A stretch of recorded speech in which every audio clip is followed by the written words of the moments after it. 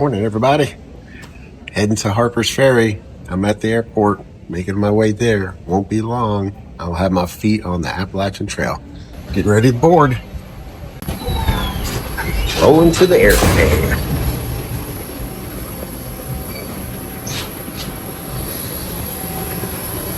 Well, one plane down. I'm in Chicago. One more plane to go, and then heading over to Harpers Ferry. Oh, my flight was delayed like I don't know, third or fourth time. I think it's the third time. I'm now not going to get in until 10 and get to the hostel by 12. But in the hindsight, take a look at this cool thing. A big dinosaur. Yeah, I don't think bones. I don't think I'll see that on the 18th. And my flight was canceled accidentally. Long story, but the lady canceled everybody's flight and they got automatically rebooked. That doesn't put me into on this long day. I started at 6 in the morning due to cancellations. I don't get in until, and I wouldn't get to the hostel till after midnight. So I had to cancel. I had to rebook another room at a hotel near the airport with a free shuttle. 12th of July, Saturday. Things didn't quite go as planned. We're supposed to get here at 2 yesterday. I didn't get here till 1 in the morning on the 12th. So, as usual, like with the trail, we pivot. I'm getting ready to head out from my hotel. The time is about 8:30 in the morning. I did get about 6 hours sleep. Heading to Harpers Ferry. Going to use an Uber, and I got my pack ready. You can see right here, handy dandy pack. And let's get this going. Got a hearty breakfast, gonna eat it down. In the Uber, taking the ride to Harpers Ferry. Hi everybody. Well, I just got done in the post office, mailing back my bag and stuff I use for transport to get here. And now I'm walking out of the post office onto the streets of West Virginia. Man, this is something else. This town here, Harpers Ferry. So there's the post office. In the same building is the mayor and the city town hall and the police station. So there's the post office. There's the police department. I wonder if they could use a cop. Ha ha ha ha, right? And the town hall. All in the same building. Pretty historic. All right, the next place I'm going is to the Appalachian Trail Conservatory headquarters to get my hang tag and then take a picture, and then I'm heading north. When you're in West Virginia, you're supposed to sing a song, right? Country roads take me home to the place I belong, West Virginia, Mountain Mama. Take me home where I belong. I'm not on the Appalachian Trail. I'm actually walking downtown, Old Town, Harpers Ferry, working my way to the Appalachian Trail Conservatory. Well, there it is. The Appalachian Trail Conservancy headquarters. So I'm gonna go on in.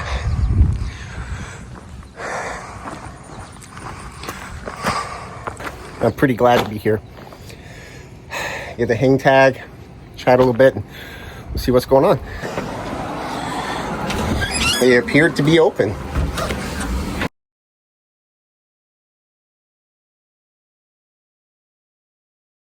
At the Appalachian Trail Conservancy headquarters, I'm actually a member. And this is Riley. Riley just gave me my hand tag. He's going to help me with a number. This is the 2025. And it says 100 years Conservancy membership. So it's not the trail's 100 years, it's actual Conservancy has been in existence. So I'll show you around here. Here's a little sign about the Appalachian Trail. You can pause it if you'd like to see it and read it. I just got my hang tag. I'll show that to you differently. I'm gonna have to get a number. He's working on that now. Looking around the ATC, dream a reality. Look at here. This is Mount Washington, obviously in not ideal conditions. People working on the trail, volunteers. Mahusik Notch, I recognize that. I like these. You see this area here? I hiked this already. I'll hike it again, but it was like storming and lightning. If you followed me, it wasn't as nice. Holy smokes, huh? I went, look at how rocky it is. I went all the way through that stuff, man. All the way through there. Raleigh. All the way through there. And I am right here right now. I'm like the halfway point right there. Look at there. It looks way easier than it was.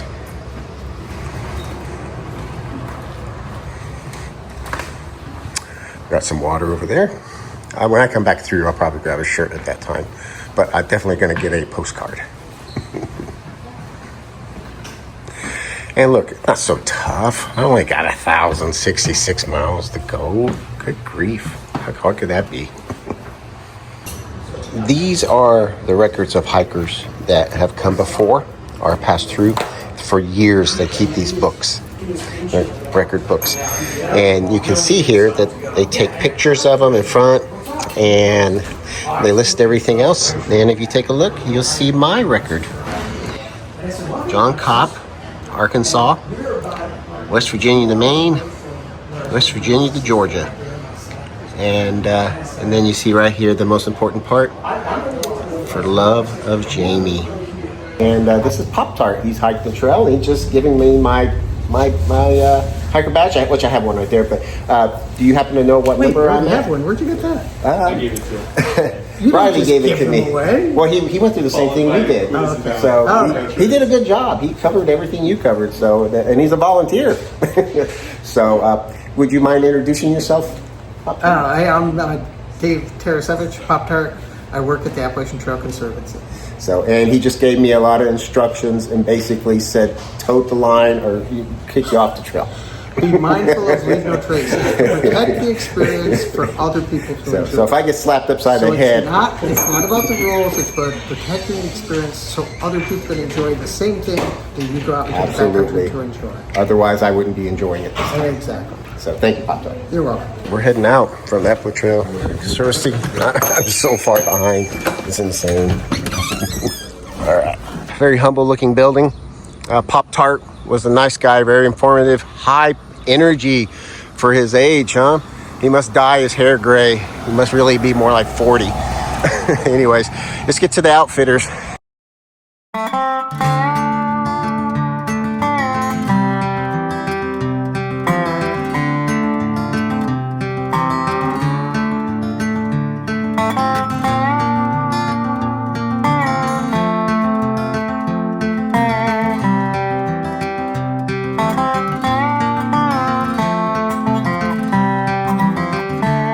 I just finished my last town chore. I got a little thing of gas and a small lighter, which you can't take on a plane.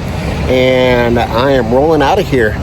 Gonna stop at Cross Trails Hostel, which I was supposed to be at last night, but due to the plane delay, I wasn't able to. But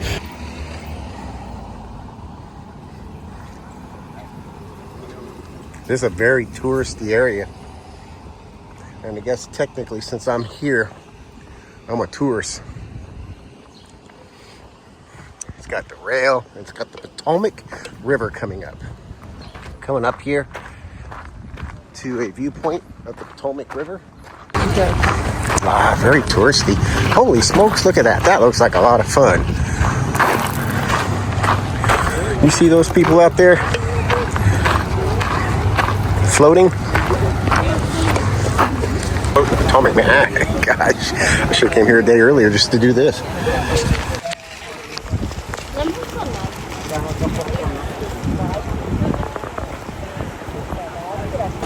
We gotta go across this river on an old train to trail, it looks like, a bridge. Pretty cool, huh? Let's go do it. Very cool. Oh, it's two train bridges. They just cantilevered over the side here. Yeah, so my guess would be a train comes right through this area. Take a look at that. Pretty cool.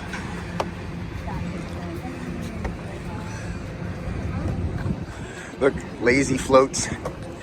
No life jacket on those folks. Still very cool. Man, people are floating up and down this river.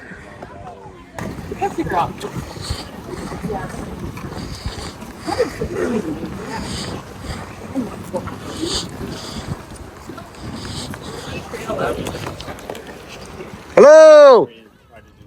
Say hi to folks in Arkansas. Woo! Go Pig Suey!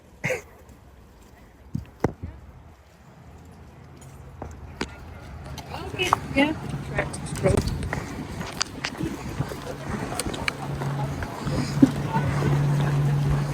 Look at them float by on those tubes. Some have life jackets. Some have taken them off. I would too, get some sun, but so fun. How the heck do you get a padlock out there? You see those locks of love? Holy smokes. Whew. A lock of love is a padlock that a couple inscribes with their names and an important date as a symbol for their unbreakable love. They then fasten the lock to a bridge and toss the keys in the water below to signify their unbreakable bond. The image you see before you is of my and Jamie's lock of love we completed for our 25th wedding anniversary just 2 months before her passing. The lock is still where we left it to this day. The following video is of that day where we secured our lock and signified our unbreakable bond. She will be forever missed. What you got there? John surprised me with a little lock. Says John and Jamie, 8694. Ah, lock of love. Lock of love. Represents an unbreakable love. Look at here. It's about to be our I got some keys for us to throw in the water. 25 year wedding anniversary. This August. All right, put her on there. You gonna help me? Come on. Takes both of us. Takes both. It's all a tough lock. Ah, my finger! Oh my God! I'm stuck. Oh, we'll cut it off. There you go. It's gonna do that. Looks good. All right, let's go through the key. All right. Here we go. I have my key, and you have your key. Yep. So by tossing this key into the raging water, we symbolize an unbreakable love. Oh, here. All right. 1, 2, 3. Woo!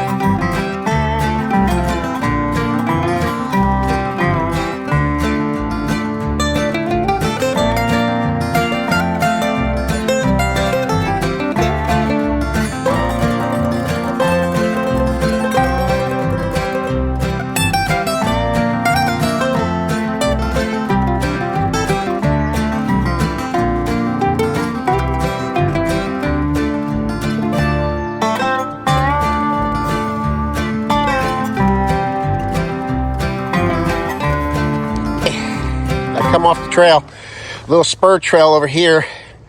And look, I'm back on the railroad tracks again. And there's a steep climb to the hostel, but climbed up that spur trail. It was overgrown, full of stickers, but I made it. I'm going here and cool off, refill my water, contemplate my next decisions. Cross Trails Hostel. Got a package there. Contemplating staying there tonight. It's like 2 o'clock. Heat index is like 95, 96. I plan on hiking mostly in the morning, and I'm exhausted. I didn't get to sleep till about 1:30 last night. And trying to get out here. It's been tougher than I expected to get to this trail. Just means I gotta do more miles tomorrow, but I think I can do it. We'll see. So this is Cross Trails Hostel. Me and there's one other guy here, but it's a little past 2. I've decided I'm just going to stay here. I only got a few hours sleep last night, and dealing with, I was like 18 hours traveling here, and the heat index is about 95. Different reasons, but I feel much better getting up and get out of here between 4 and 5, even if I have to use a headlamp for a little bit when it's cooler, and I'm just going to try to catch up a little bit from the heat and from the long trip, and try to make decisions like I'm not got to be back to work tomorrow, like chill a little bit and just enjoy the journey a little bit more. Good morning, everybody. This is day 2 of my Appalachian Trail restart, heading from Harpers Ferry to Mount Katahdin. The goal is 10 miles.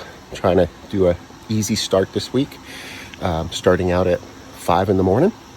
As you can see, it's dark. I got lights on here because it's cooler, and I'll get used to it again. I did that for years with work, and I only had a few weeks outside of that, and but if I'm feeling fly, and I get to 10 before noon, and there's another shelter just 5 more miles.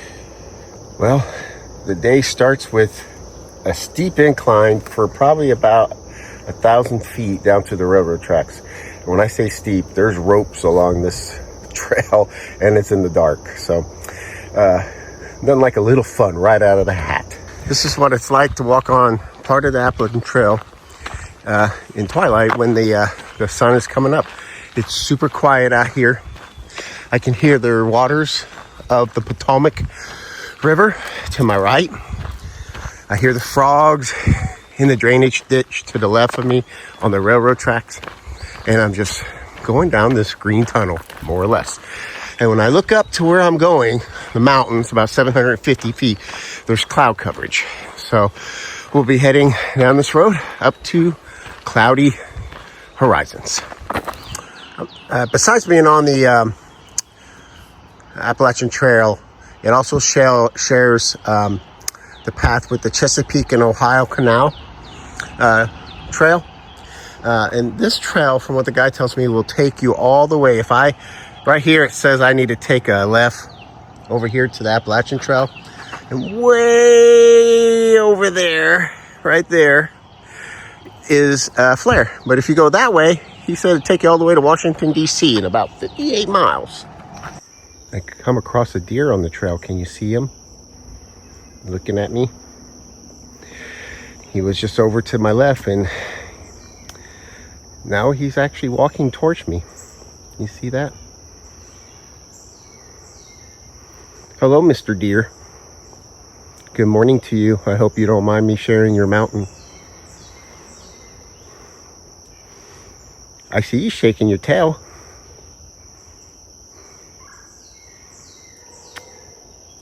I expect you to run away. What are you doing over there? See you later. Have a good day. Wow. Wasn't that a surprise? Came out, stopped, listened to me, talked, didn't run. I think they must be feeding them over here. I think they're used to humans. I made it to the top of my first 750-foot climb of many.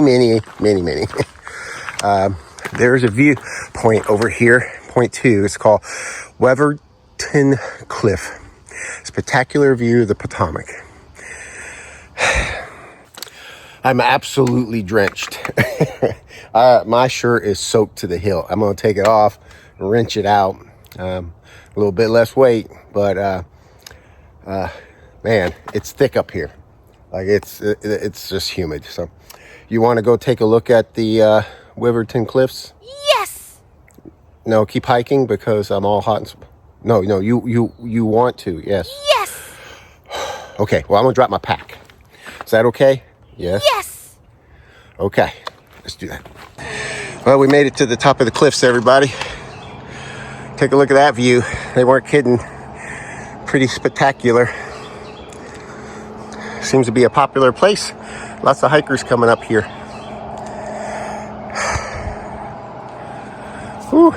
I was over there somewhere. Bridge way over there. Very cool. We're at the Edward Garvey shelter. I'm actually going to take the little side trail here and get some water. Really concerned about this hiking right now with water. The next 6 miles is no water, and the shelter that's there is, they said, questionable water, so we shall see. Oh my goodness, it was a half a mile to the water down and then half a mile up to the water. That's the longest I've ever humped it to get water, but I've got about 2 liters and I drank a bunch, so just hope we'll be okay. I'm definitely about 6 pounds, 5 to 6 pounds heavier than I came in here getting water. By the way, this is the Edward Garvey Memorial Shelter. Very nice shelter. Look at that nice floor, nice logs, well maintained, nice pretty bear box. And the thing is look over here in the corner. They left their trash. I mean, that just attracts animals. Anyways, back on the trail. It only took, I don't know what kind of snake that is.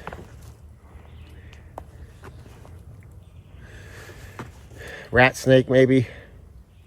But that's just as I was leaving the shelter. That's Jan and Leroy. I had the privilege of walking a few minutes with them, telling them Jamie's story from Maryland. See you, Larry. So I just come to a gap. Brownsville Pass. General Robert E. Lee directed General Lafayette McLaws to close the federal garrison. So there is some Civil War history here. Appalachian Trail south, Weberton Cliffs, 6 miles. So I just made it 6 miles. I think I've done about 9 miles today. There's a bench over there. That bench says, "Help me, I need to be supported by you." I've got some porta potties. I hear there's some water down here. So I'm at Gaplin Road. I just walked from the woods over here, and they got a bathroom, so I'm gonna see if they have it. I heard they have some water that you can drink in the bathroom. Oh, there's a water spigot though. Look at there. Let me see if it works. It looks like it works. It's pretty wet. Nice. So we're gonna kick back here in the shade. Coppa squat. That's my last name, by the way, Cop. So I'm gonna Coppa squat right there. And take my pack off for a few minutes, get something to eat, and guzzle a bunch of water, because I've been sweating. Okay, I got some water there. And I got my shirt and my hat drying over there. And I had to take my pack apart a little bit. Thank goodness for a bench. I had to break my phone down and use this towel I brought and clean it because of the sweat. I've been sweating in my towel. But now I'm going to do lunch. Some sort of history in this area. A lot of Civil War history. Maryland campaign of 1862, lost orders, mail rifles and troop light artillery. Look at this thing. Where'd that come from? It's definitely built, but I'm not sure what's the purpose of it. You'll see here. Paget's Field, last stand, Confederation. The stage is set. Bartlett leads the way.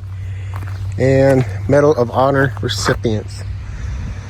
So, very interesting. A lot of I'm hiking through Civil War history is what I'm doing.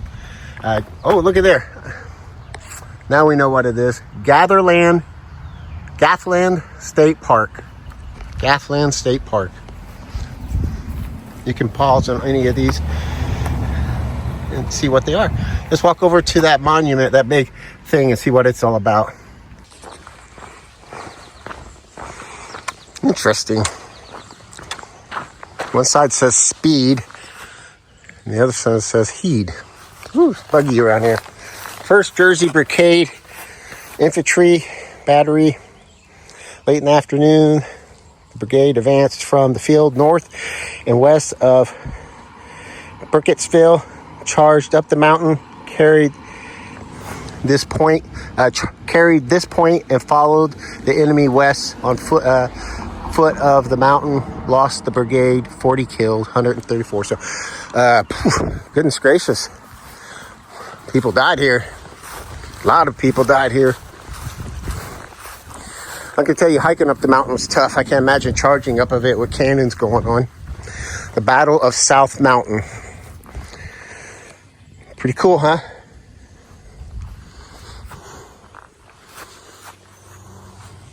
Got the artists, army artists. Maybe the names of the people that died.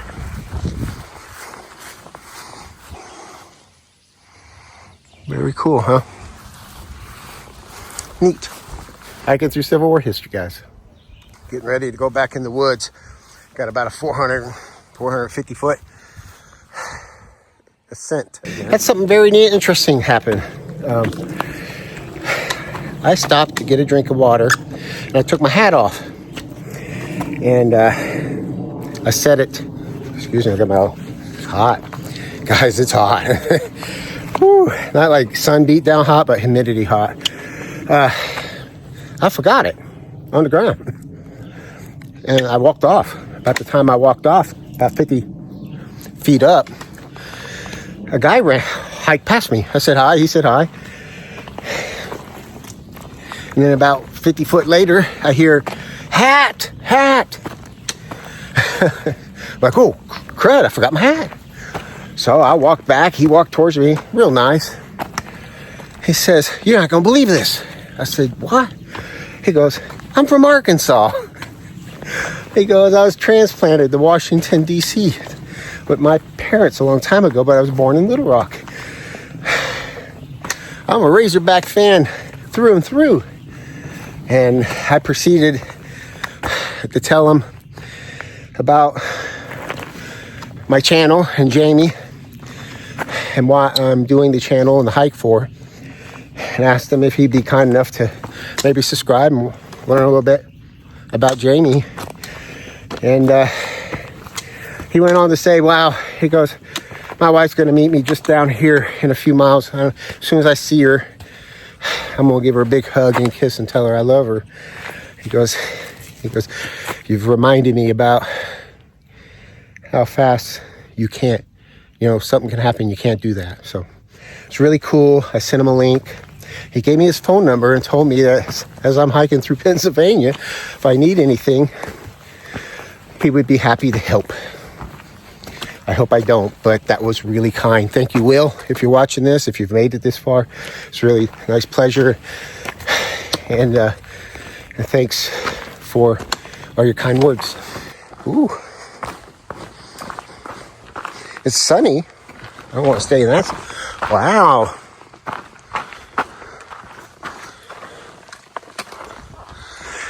Look at that view, guys. Gals, huh? Flat land. You can see over moving down the line. Got my water. Boy, it was cold. I put it on my neck, my top of my head. I gotta admit, I'm suffering from heat exhaustion right now.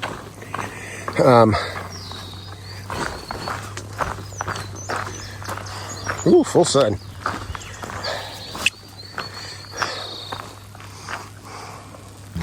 I got half a mile left of my day to get to camp. I hate to say it, but I've been suffering from heat exhaustion. All the classics: heat cramps in my legs, profusely sweating, a little bit of confusion. I just sat down for a little bit. I drank some water. I think part of the problem is I'm losing water faster than I can resupply it. Even with these shelters, I carry the water, but I can't make it. I'm gonna keep mushing ahead, but I've never had to use so much water before. And they're 6-7 miles apart. And I don't know. I'll get to camp here in a second, but I just try to keep it real. The heat is worse than I thought. It's not so much the heat, the humidity too. I just can't. Right now, my eyes are just stinging from, like, every 3-4 minutes, my eyes become stinging from all the profusely sweating. Obviously, part of heat exhaustion. But almost done. See at camp. I was suffering from some heat exhaustion. Still not out of the woods, but I'm better. I came right off the trail over here, and there's a bathroom and a shower, and there's water, and there's campsites for backpackers only. And I picked this site closest to the bathroom, and I'm getting myself ready so I can go take a cold shower and cool off. But you can see I got my tent set up. I think this pole's a little taller than the other one, but it'll work. I'm expecting rain tonight, so it better work, huh? And I could have stayed in the shelter, and I wouldn't have to worry about rain, but I did like the idea of having a shower, so it's like a couple miles more. But if I wake up and it's raining cats and dogs, probably gonna try to wait till a dry spell and then put my gear up and then head down the trail. So, but maybe the rain tomorrow will let me cool down, because it was bad. Maybe I'll have more water. By the way, yes, I'm keeping it up high. I got my shirt off because I washed it, and now I got it hanging to dry. See here, I got my stove ready and my food. I'm gonna make some food right after I take a shower, and then I'm hitting the sack. Here's the restrooms and the showers. I already went inside. Nobody's in there. So, but anyway, I sweated out probably 2 gallons, but you can see the showers there.